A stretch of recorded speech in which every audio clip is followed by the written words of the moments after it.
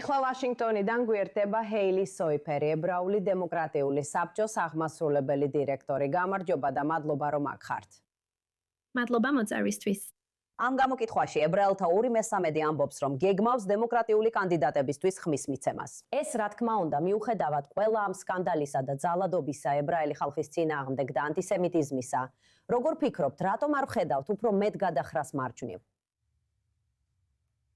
მე ვფიქრობ, ეს დაკავშირებულია იმ ღირებულებებთან, რომლებიც განსაზღვრავს ებრაელთა არჩევანს. ამ გამოკითხვამ გარდა იმისა, რომ აჩვენა, რომ 10-დან 7 ებრაელი ამომრჩეველი აპირებს დემოკრატებისთვის ხმის მიცემას შუალედურ არჩევნებში, იგი ასევე მიუთითებს, რომ ებრაელი ამომრჩევლები პრიორიტეტს ანიჭებენ სხვადასხვა საკითხს დაწყებული ჩვენი დემოკრატიის მომავალით. და ეს იყო ნომერ პირველი საკითხი ებრაელი ამომრჩევლებისთვის წინაურ არჩევნებშიც 2024 და 2022 წლებში. არავის დაუმუქრებია ამერიკული დემოკრატია ისე, როგორც დონალდ ტრამპს და მას ხელს უწყობდნენ რესპუბლიკელები კონგრესში. ამიტომ ლოგიკურია, რომ ებრაელი ამომრჩევლები, რომლებიც ამ საკითხს პრიორიტეტს ანიჭებენ, უმრავლესად უარყოფენ მათ. ამ გამოკითხვის მიხედვით ებრაელი ამომრჩევლებისთვის მეორე ყველაზე მნიშვნელოვანი საკითხი ცხოვრების ხარჯებია და დონალდ ტრამპის წარუმატებელმა პოლიტიკამ ყოველთვის გაზარდა ხარჯები. და მესამე ყველაზე მნიშვნელოვანი საკითხი ანტისემიტიზმია. როგორც თქვენ აღნიშნეთ, ებრაელი ამომრჩევლების 90%, რაც საოცრად მაღალი მაჩვენებელია, შეშფოთებულია ანტისემიტიზმით შეერთებულ შტატებში. და ამ საკითხს არ უნდა შევხედოთ მემარჯვენეებისა თუ მემარცხენეების პრიზმაში. დემოკრატების აბსოლუტური უმრავლესობა, მათ შორის ჩვენი ლიდერობაც, ებრაულ საზოგადოებასთან ერთად დგას ანტისემიტიზმთან ბრძოლის საქმეში. მაგრამ ვფიქრობ, რომ ეს გამოკითხვა ნამდვილად აჩვენებს, რომ ებრაელი ამომრჩევლების არჩევანს კვლავაც ფასეულობები განსაზღვრავს. და ჩვენს ყველა ძირითად ღირებულებაში დონალდ ტრამპი და რესპუბლიკელები კონგრესში უბრალოდ არ ემთხვევიან ამერიკელი ებრაელების უმრავლესობას.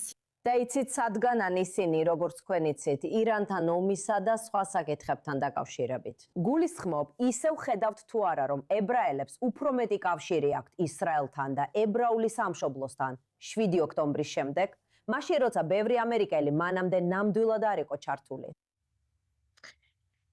ჩვენ ნამდვილად ვხედავთ ისრაელთან კავშირს და სინამდვილეში ისრაელის საკითხი უფრო პრიორიტეტული გახდა სხვა საკითხებთან შედარებით.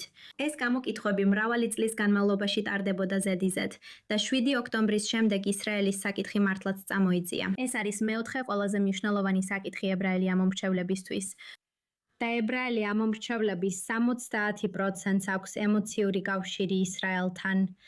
მაგრამ ამავე დროს თითქმის იგივე რაოდენობის ამომრჩეველი 67% უარყოფითად აფასებს პრემიერ-მინისტრ ნეთანიაჰუს. 55% ეწინააღმდეგება ისრაელის ქმედებებს ხაზაში ომის დროს და 62% ეწინააღმდეგება ომს ირანში.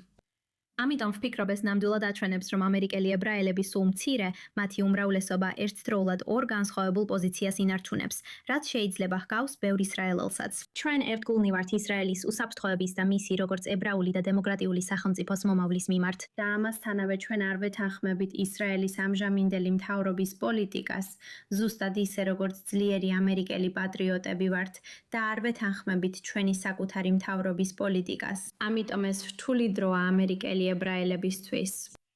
და ეს გამოკითხვა აჩვენებს, რომ ისინი დიდი უმრავლესობით უარყოფენ დონალდ ტრამპს და რესპუბლიკელებს ნოემბერში არჩევნებზე. რას ფიქრობთ ამაზე? ანუ, იცით, ეს ისევ გამოკითხვაა, მაგრამ საკმაოდ სანდო გამოკითხვაა. როცა ნოემბერი მოვა, ფიქრობთ, რომ ნამდვილად არსებობს სტიმული, რომ ბალანსი გადაიხაროს, როგორც თქვენ იცით, კონგრესში უმრავლესობის სასარგებლოდ. რა თქმა უნდა, და ვფიქრობ, რომ ებრაელთა ხმებს შეუძლია გადამწყვეტი როლი ითამაშოს ამაში. ეს არის ის, რასაც ჩვენ გამარჯვებული დემოკრატიული კოალიციის აუცილებელ კომპონენტად მივიჩნევთ. მხოლოდ ებრაელთა ხმები არ მოიგებს არჩევნებს, მაგრამ დაახლოებით 10-დან 7 ებრაელი ამომრჩევლის დემოკრატების მხარდაჭერა შეიძლება დაეხმაროს დემოკრატებს გაიმარჯვონ ამ ქვეყანაში, სადაც არჩევნები სულ უფრო დაძაბული ხდება. და ჩვენ გვაქვს ბევრი მნიშვნელოვანი ოლქი, მათ შორის ნიუ-იორკში და სხვაგანაც, რომლებიც ამ არჩევნებში სადავოა. და თუ ისინი დემოკრატებს გადაეცემათ, დემოკრატები უმრავლესობას დაიბრუნებენ. ეს ის ოლქებია, სადაც ებრაელთა ხმა უმნიშვნელო არ არის, დაახლოებით 20%-ს შეადგენს. ამიტომ ეს აბსოლუტურად მნიშვნელოვანია საკვანძო ოლქებსა და შტატებში, რომლებიც შეიძლება განსაზღვრონ უმრავლესობა კონგრესში, სენატსა და წარმომადგენელთა პალატაში. კარგი, დიდი მადლობა ჰეილი თქვენი ანალიზისთვის. მადლობთ.